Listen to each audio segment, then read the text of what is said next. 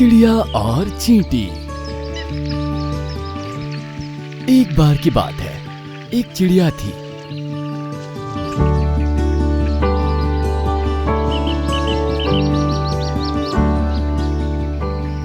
और एक चींटी।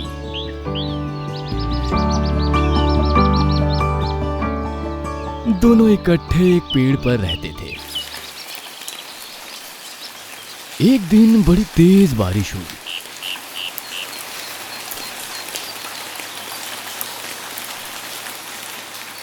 और चींटी बहाव में बह गई।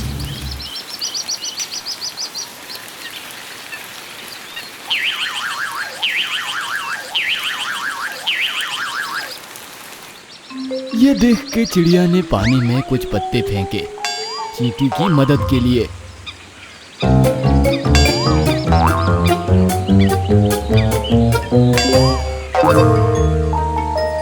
चींटी ने पत्तों का सहारा लिया और वो बच निकली। फिर एक शिकारी शिकार पर आया और उसने चिड़िया पर निशाना लगाया। चींटी ने ये देखा और शिकारी के पांव पर जोर से काटा। शिकारी का निशाना चूका और चिड़िया फुर से उड़ गई। प्यारी दोस्त, तुमने आज हमारी जान बचाई है। कभी तुम पर मुसीबत आई तो हम भी तुम्हारी जान बचाने की पूरी कोशिश करेंगे। तुम लोग इतनी छोटी सी हो, मेरी जान कैसे बचाओगी भला? एक दिन टीनू चिड़िया खाना तलाश करने के लिए जंगल में घूम रही थी। तभी उसे जमीन पर एक मिठाई पड़ी हुई नजर आई। अरे वाह, ये तो एक मिठाई लगती है जिसको इंसान खाते हैं। आज तो मजा ही आ जाएगा। वो नीचे उतर कर गई और फिर उस मिठाई को अपनी चोंच में दबाकर जंगल की तरफ उड़ गई। उसने वो मिठाई अपने घोंसले में ले जाकर रख दी। उसी पेड़ पर अलग अलग डालियों पर और भी पक्षियों के घोंसले थे। एक घोंसले से मैना बोली, अरे टीनू, तुमको ये मिठाई कहाँ से मिल गई? ये मुझे जंगल की सरहद के पास मिली। शायद किसी इंसान से गिर गई होगी। मैं भी जाकर देखती हूँ, हो सकता है मुझे भी मिल जाए। कहकर वो फिजा में उड़ गई। अच्छा हुआ मैना चली गई। अब मैं भी जरा पानी पीकर आ जाती हूँ। ये होती तो मौके का फायदा उठाकर मिठाई चुरा लेती। टीनू जैसे ही पानी पीने के लिए तालाब गई, मैना वापस आ गई। मुझे पता था ये मेरे सामने इस मिठाई को अकेला छोड़कर नहीं जाती। अब इसे हटा ही देती हूँ। ये कहकर उसने टीनू के घोंसले से मिठाई को उठाया और अपने घोंसले में ले जाकर रख दिया। जब टीनू वापस लौटी तो अपना घोंसला खाली देखकर चौंक पड़ी। अरे, ये मेरी मिठाई कहाँ गई? थी तो यहीं। उसने इधर उधर नजरें घुमाई तो देखा कि मिठाई मैना के घोंसले में थी। तो वो उसके करीब पहुंची। मुझे पता था ये मैना जरूर चोरी करेगी। अभी इसको वापस ले जाती हूँ। वो घोंसले के अंदर जाने ही वाली थी कि तभी मैना आ गई और मिठाई के आगे खड़ी हो गई। ये मेरी मिठाई है, तुमने इसे क्यों चुराया? मैं तुम्हारे सामने दूसरी मिठाई ढूंढने गई थी, ये मुझको वहीं मिली। तुम कैसे कह सकती हो कि ये तुम्हारी है? ये मेरी ही है, वहाँ दूसरी कोई मिठाई नहीं थी। तुमने मुझे चुराते हुए देखा नहीं, और दूसरी बात कि ये मेरे घोंसले में रखी है तो इस पर मेरा हक है। अब टीनू ने आगे कोई बहस नहीं की, क्योंकि बिना सबूत के वो उस पर इल्जाम भी नहीं लगा सकती थी। मैना ने थोड़ी सी मिठाई खाई और फिर डाल पर ही खेलने लगी। लेकिन तभी एक चमत्कार हुआ। वो मिठाई हिलने लगी और खिसकने लगी। धीरे धीरे वो घोंसले से निकलकर टीनू के घोंसले में आ गई। जब मैना का ध्यान अपने खाली घोंसले पर गया तो वो चौंक पड़ी। टीनू, तुमने मेरे घोंसले से मिठाई चुराई, इसको अभी वापस करो। पहली बात तो ये कि तुमने मुझे चोरी करते हुए देखा नहीं, और दूसरी बात ये कि ये मिठाई मेरे घोंसले में रखी है, इसलिए इस पर मेरा हक है। ये सुनकर मैना समझ गई कि अब बाजी उल्टी पड़ चुकी है और वो मुंह बनाकर वहाँ से उड़ गई। ये मिठाई अपने आप चलकर मेरे घोंसले में आ कैसे गई? अपने आप नहीं, इसको हम लेकर आए थे। तभी मिठाई के नीचे से 3 चींटियां निकलकर सामने आईं, जिनको देखकर टीनू चौंक पड़ी। अरे, तुम लोग मेरे घोंसले में कैसे आए? इस मिठाई को हम खा रहे थे। जब तुम इसको उठाकर लाई, तो हम भी इसके साथ तुम्हारे घोंसले में पहुंच गए। छोटे होने की वजह से हम तुमको नजर नहीं आ रहे थे। फिर जब वो मैना इसको तुम्हारे घोंसले से ले गई, तो हम उसके घोंसले में पहुंच गए। फिर हम लोगों ने तुम्हारी बहस सुनी, तो हमें उस मैना पर बहुत गुस्सा आया। इसलिए मौका देखकर हम तीनों इस मिठाई को तुम्हारे घोंसले में लेकर आ गए। सुनकर टीनू खुश हो गई और बोली, तुम लोगों का बहुत बहुत शुक्रिया। ये मिठाई तुम्हारी है, इसलिए मैं इसको अब नहीं खाऊंगी। अरे अरे नहीं, हम जितना खा सकते थे खा चुके, अब और नहीं खाया जाएगा। अब ये तुम्हारी है। ठीक है प्यारी चींटियों, ये बची हुई मैं खा लूंगी। लेकिन आज से हम लोग पक्के दोस्त हैं। तुम आज से मेरे साथ ही रहोगी। चींटियों ने उसकी बात मान ली और फिर वो भी उसी घोंसले में रहने लगीं। अब वो टहलने भी जाया करती तो साथ जाया करती। एक दिन ऐसे ही वो टहलने निकली और टीनू भी उनके ठीक ऊपर उड़ रही थी। अचानक से मौसम खराब हुआ और तेज बारिश होने लगी। टीनू भी खुद को संभाल नहीं पा रही थी। जमीन पर अब पानी भरना शुरू हो गया और चींटियां पानी के साथ बहने लगीं। ये देख टीनू ने दिमाग लगाया और फिर पेड़ से पत्ती तोड़कर पानी में फेंकी। तीनों चींटियां झट से उस पर बैठ गईं और उनकी जान बच गई। जब बारिश थमी तो टीनू उनको फिर से अपने घोंसले में लेकर आ गई। प्यारी दोस्त, तुमने आज हमारी जान बचाई है। कभी तुम पर मुसीबत आई तो हम भी तुम्हारी जान बचाने की पूरी कोशिश करेंगे। तुम लोग इतनी छोटी सी हो, मेरी जान कैसे बचाओगी भला? लेकिन मुझे खुशी है कि मैंने अपने दोस्तों की जान बचाई। अगले दिन एक शिकारी जंगल में आ गया। चींटियां उस वक्त पेड़ के नीचे खेल रही थीं और टीनू उसी पेड़ पर बैठी थी। अरे वाह, बड़ी प्यारी चिड़िया है। इसको तो जिंदा या मुर्दा पकड़ना ही पड़ेगा। कहकर उसने टीनू पर निशाना साधा। चींटियों ने उसको देखा और फौरन उसके पैरों पर चढ़ गईं। उन्होंने एक साथ मिलकर उसके घुटनों में काटा, जिससे उसको चुभन हुई और टीनू को लगने वाली गोली ऊपर उठ गई। वो गोली ऊपर नारियल को जाकर लगी और वो टन से शिकारी के सिर पर जा गिरा। अरे माँ, मैं तो गया। शिकारी चक्कर खाकर बेहोश हो गया। शुक्रिया मेरी प्यारी दोस्तों, इतनी छोटी होते हुए भी तुम लोगों ने आज मेरी जान बचाई है। उस दिन मैंने गलत बोल दिया था। कोई बात नहीं, हम तुम्हारी दोस्त हैं। इससे पहले कि ये शिकारी फिर से जागे, चलो यहाँ से चलते हैं। उसके बाद चारों खुशी खुशी वहाँ से अपने घोंसले को चली गईं। अरे बाप रे, बारिश आ रही है, वो भी तूफानी। मुझे तो पता ही नहीं था। टीनू चिड़िया, अरे वो टीनू चिड़िया। उसकी आवाज सुनकर दरवाजा खुला और टीनू बाहर निकली। टीनू, मुझे भी अपने घर के अंदर ले लो। मेरा घोंसला बह गया है और मेरी तबीयत भी ठीक नहीं है।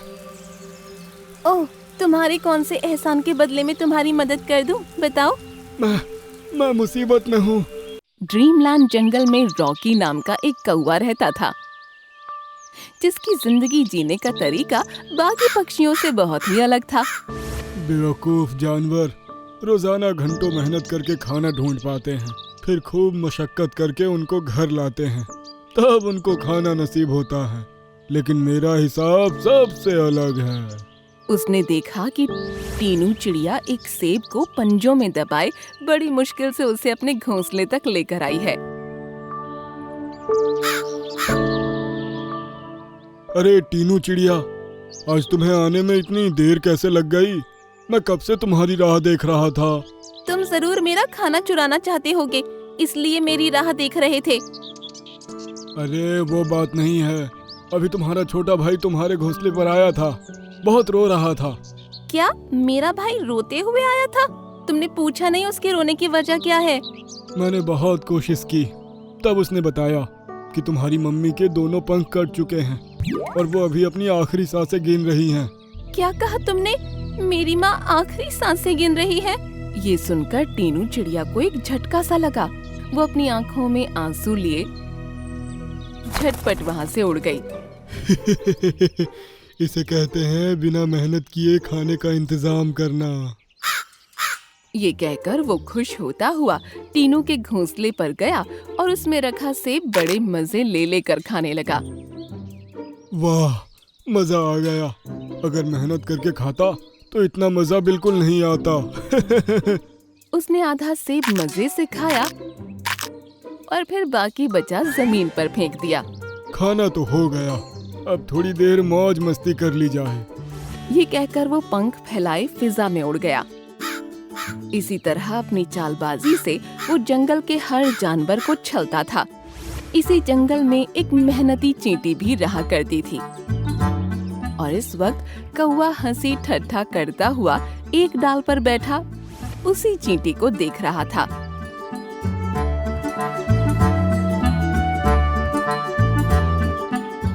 उफ, कितना भारी चना है। इसको यहाँ तक लाते हुए मेरी तो हालत ही खराब हो गई। चींटी ने उस चने को थोड़ा सा खाया। अब उसका वजन थोड़ा हल्का हो गया था।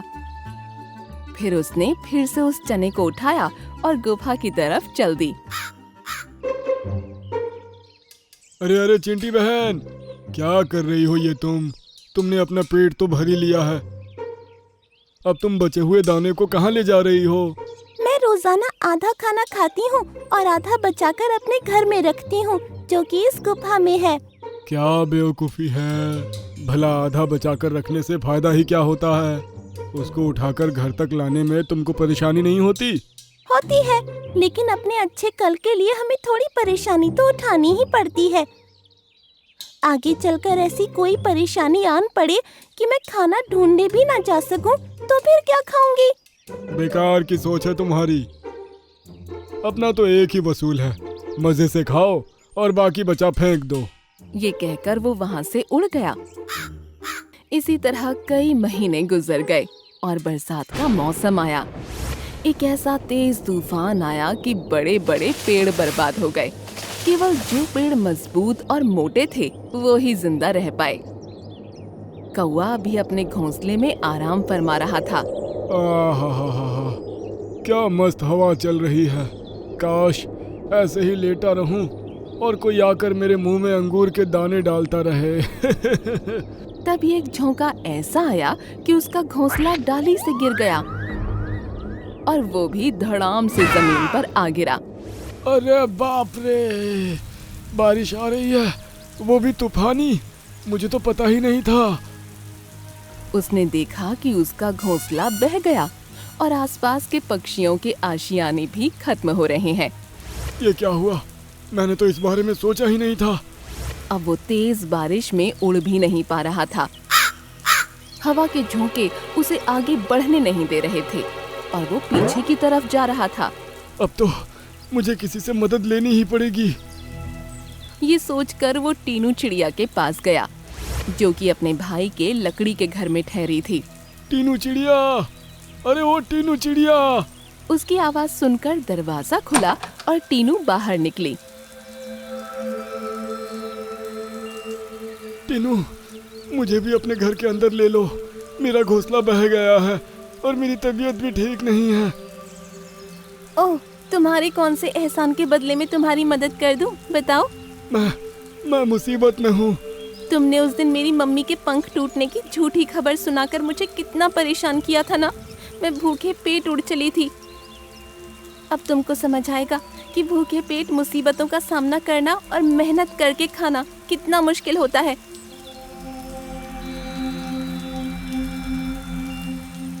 ऐसा कहकर उसने मुंह पर ही दरवाजा बंद कर दिया।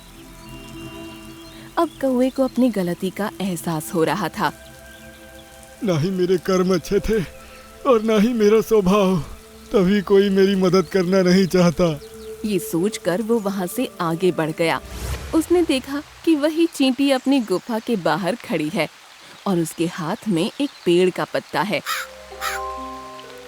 अरे चींटी, तुम ये क्या कर रही हो? मेरी गुफा के अंदर मेरा महीनों का जमा किया खाना है और ये पानी भी इसी रास्ते से होकर जा रहा है, इसलिए इस पंख के सहारे पानी को गुफा में जाने से रोक रही हूँ। क्या मैं भी तुम्हारी इस गुफा में रुक सकता हूँ चींटी? बिल्कुल रह सकते हो रॉकी भैया। अंदर मैंने बहुत सारा खाना जमा कर रखा है, उसके सहारे तुम कई दिनों तक बिना कहीं जाए आराम से गुफा में रह सकते हो। मैं तो वैसे भी इस तूफान के थमने तक इसी तरह पानी को अंदर जाने से रोकने के लिए खड़ी रहूंगी। चींटी के ये वचन सुनकर कौवे का दिल पिघल गया। मैंने तो तुम्हारी एक दाना उठाने में भी मदद नहीं की थी, और तुम हो जो अनाज तुमने पूरे महीने मेहनत से इकट्ठा किया है उसको मेरे हवाले कर रही हो।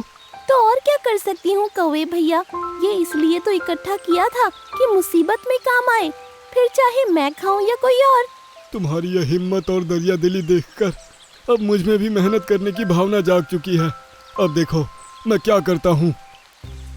अब वो कौवा वहाँ से उड़ा और फिर मुंह में एक कंकर उठाकर ले आया और फिर उसको चींटी के सामने डालकर फिर से उड़ गया। इसी तरह उसने दूसरा कंकड़ भी लाकर चींटी के सामने रखा। इस तरह उसने घंटों मेहनत की और जहाँ चींटी पत्ता लिए खड़ी थी वहाँ कई सारे पत्थर जमा हो गए। एक दीवार सी बन गई जिससे पानी टकराता हुआ आगे बढ़ने लगा। अरे वाह कौवे भैया, आपने तो बहुत बड़ी दीवार बना दी। अब तो पानी कभी भी इस गुफा के अंदर नहीं आ पाएगा। ये सुनकर कौवा बहुत खुश हुआ और फिर दोनों गुफा के अंदर जाकर खाना खाने लगे। बहुत मजा आ रहा है। अगर बिना मेहनत किए खाता तो इस खाने का जरा भी मजा नहीं आता। कौवे ने आज ये सबक सीख लिया था कि हमें मेहनत करनी चाहिए और दूसरों की मदद करते रहना चाहिए। तभी बुरे वक्त में हम अकेले और कमजोर नहीं रहते।